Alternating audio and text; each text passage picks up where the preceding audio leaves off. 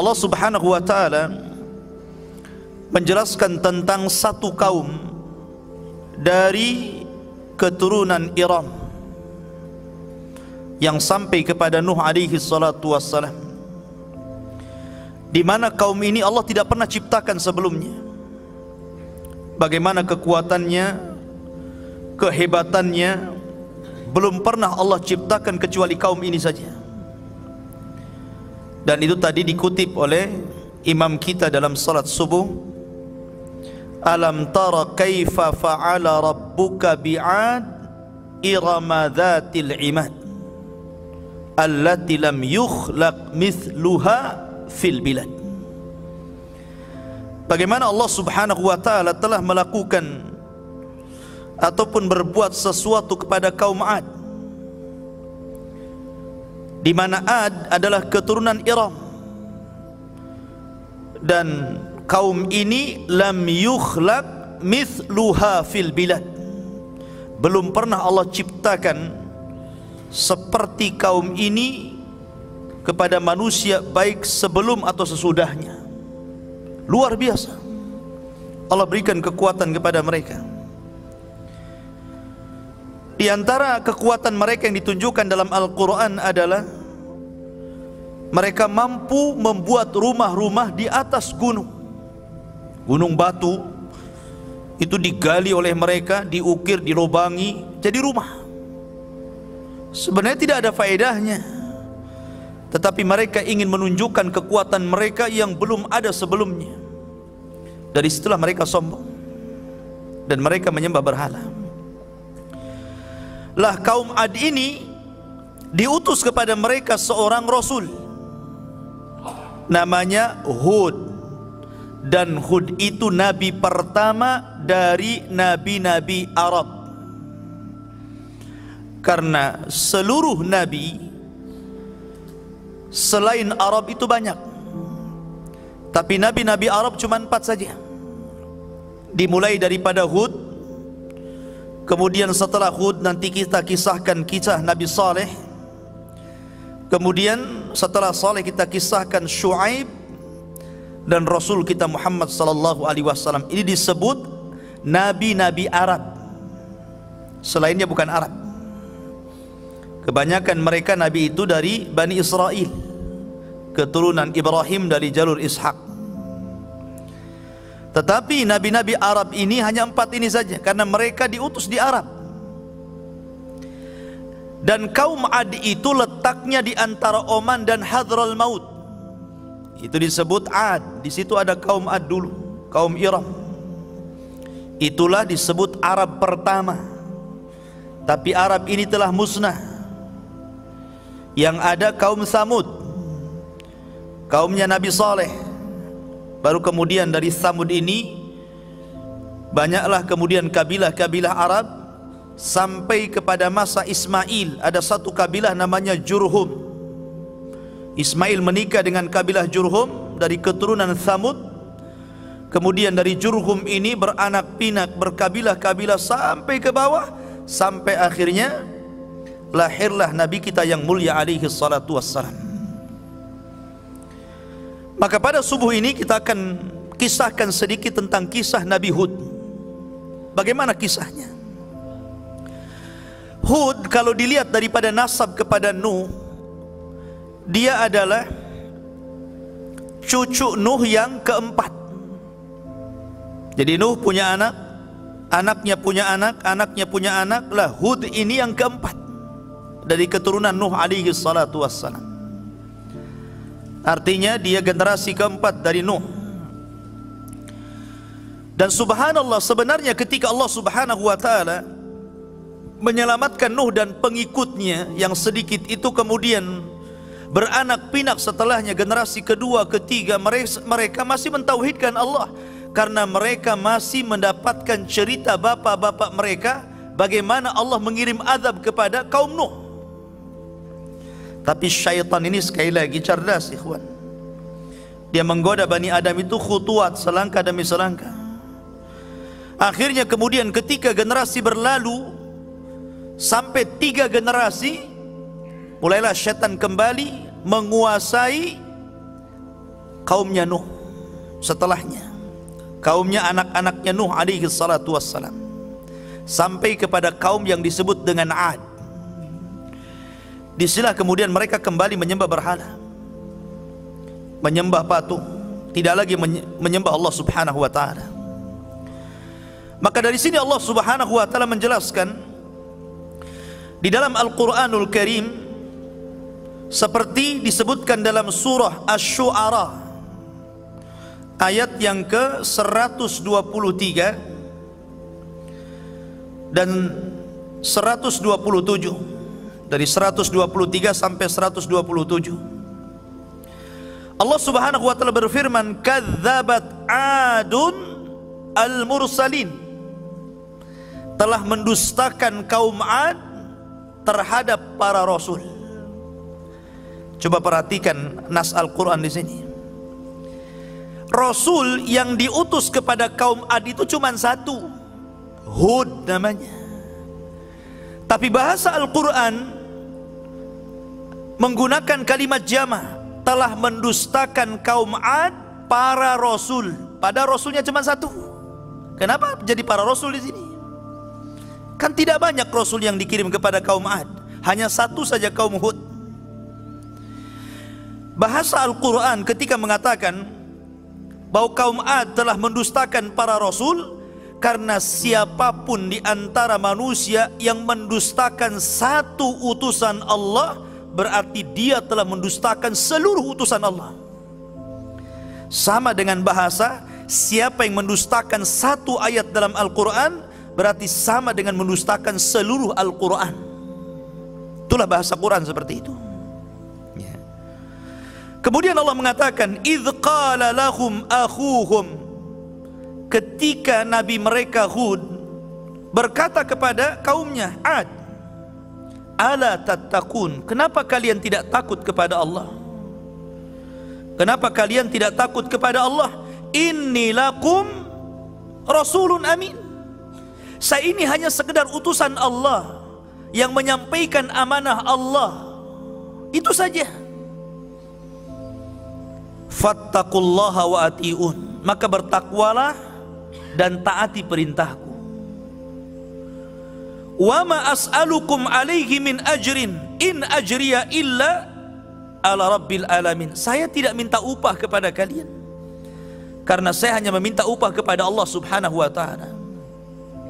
Seluruh para nabi, ikhwan, mereka mendakwakan dakwah tauhid, termasuk Hud alaihi salatu wassalam. Tapi lihat jawabannya, jawaban kaum Hud yang disebutkan dalam surah Hud itu sendiri, sampai diabadikan namanya, ya, seperti Nuh dijadikan nama surat, Hud juga dijadikan nama surat dalam Al-Quran, karena dia nabi pertama dari nabi-nabi Arab. Masalahnya, kalau Nuh disebutkan nama surat karena dia rasul pertama, supaya orang tahu kenapa Nuh dijadikan nama surat sementara banyak rasul dan nabi tidak dijadikan nama surat. Karena Nuh itu rasul pertama, sebagaimana Hud adalah nabi pertama dari nabi-nabi Arab. Ma'asyiral muslimin, mereka mengatakan dalam surah Hud, qalu ya Hud ma ji'tana bi bayyinatin wa ma nahnu bitariki alihatina an qaulika wa ma nahnu laka bimu'minin. Lihat, mereka mengatakan, wahai Hud,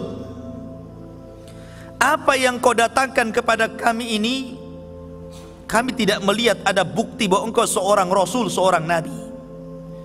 Bahkan kami tidak akan pernah meninggalkan Tuhan-Tuhan kami gara-gara ucapanmu, dan kami tidak akan beriman selamanya.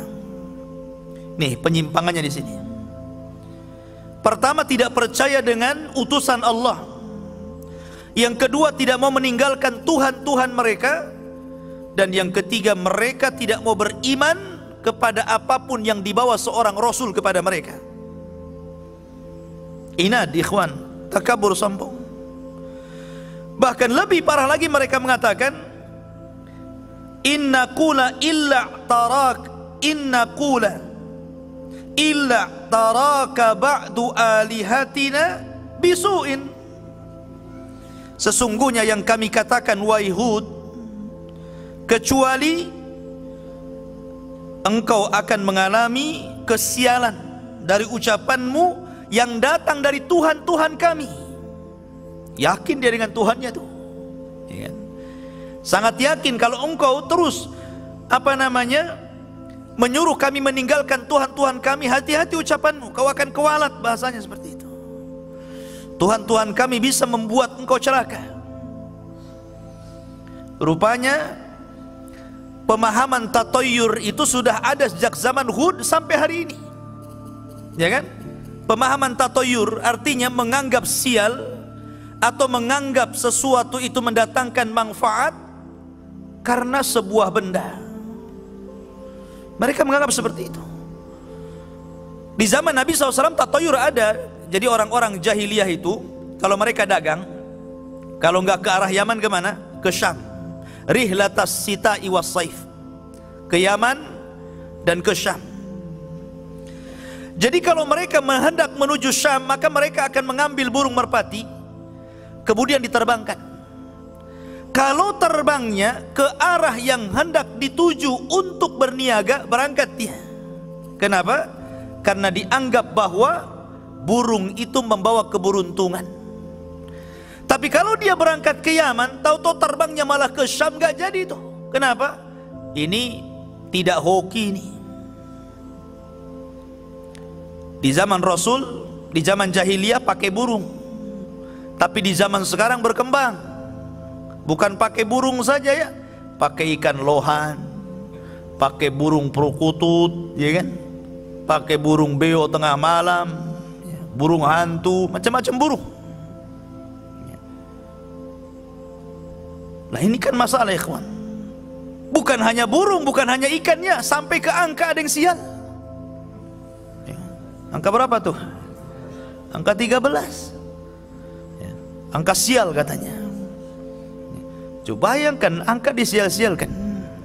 Angka kan nggak salah ya kawan. Dan kalau tidak ada 13-nya kan nggak lengkap angka itu. Mana pula kan gitu. Lah ikhwah fillah muliakan Allah Subhanahu wa taala, dari sini berkembang tatoyur itu memang berkembang seperti itu sampai hari ini. Ada yang tatoyur dengan suara, ada yang tatoyur dengan mimpi, ada yang tatoyur dengan yang didengar, ada yang tatoyur dengan benda, kan begitu sekarang ini. Tatoyur banyak. Sampai ada orang zaman dulu tuh ya, kalau tangan kiri kesemutan, mau dapat apa tuh katanya? Mau dapat duit ya. Kalau tangan kanan yang kesemutan dikejar debt collector katanya. Jadi sampai seperti itu ya, subhanallah.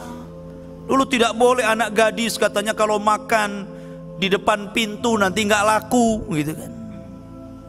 Macam-macam tatoyur. Ada orang melahirkan, kemudian ari-arinya harus dikubur, kemudian dikasih lampu, kemudian dikasih payung takut kehujanan. Kalau asal buang itu katanya akan gentayangan, ganggu adeknya. Coba adeknya pula deh, hari-hari disebut adeknya kan, di mana akalnya ya kan? Lah ini di zaman Nabi Hud alaihi salatu wassalam, itulah akidah mereka, menganggap bahwa patung itu membawa sial. Hati-hati kamu ya, bahasa kita. Jangan coba-coba mencela Tuhan kami, nanti Tuhan kami akan menimpakan keburukan kepada anda. Tetapi apa jawaban Nabi Hud? Qala inni ushhidullaha, saya bersaksi kepada Allah, washhadu, dan saksikan oleh kalian, anni bari'un mimma tusyrikun, saya berlepas diri dari apapun yang kalian sekutukan. Dan inilah makna Islam. Bagian makna Islam itu apa? Al-bara'atu minasyirki wa ahli. Orang itu harus berlepas diri dari kesyirikan dan para pelakunya. Bukan hanya kesyirikannya saja, pelakunya pun antum harus jauhi. Pamannya antum punya tetangga dukun, jelas lah kan. Selain dukun bayi ya jelas pakai jin ya.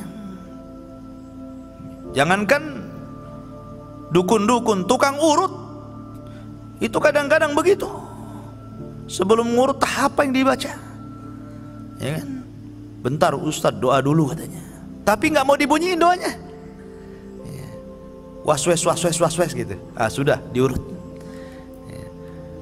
Sampai saya pernah punya pengalaman, ada tamu dari Singapura, kemudian nggak salah Abu Syifa nih yang undang tukang urutnya nih. Jadi ceritalah ini kawan-kawan tamu ini, katanya kalau ingin hilang pegal-pegalnya, saya bisa pindahkan penyakit abang ke ayam katanya. La ilaha. Adalah yang kayak gini. Ini kan sampai tukang urut loh, sampai seperti itu. Dia bukan dukun, tukang urut. Ya kan? Nah, makanya di sini ikhwafil muliakan Allah Subhanahu wa taala, intinya bahwa Nabi Hud alaihi salatu wassalam mengajarkan kepada kita makna Islam. Bagian makna Islam adalah berlepas diri dari kesyirikan dan para pelakunya. Antum harus tinggalkan.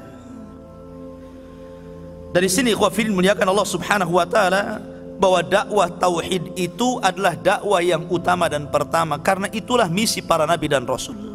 Walaqad ba'atsna fi kulli ummatin rasulan an i'budullaha wajtanibut taghut. Tapi apa yang terjadi dengan kaum Ad ini? Kaum Ad itu terus menentang.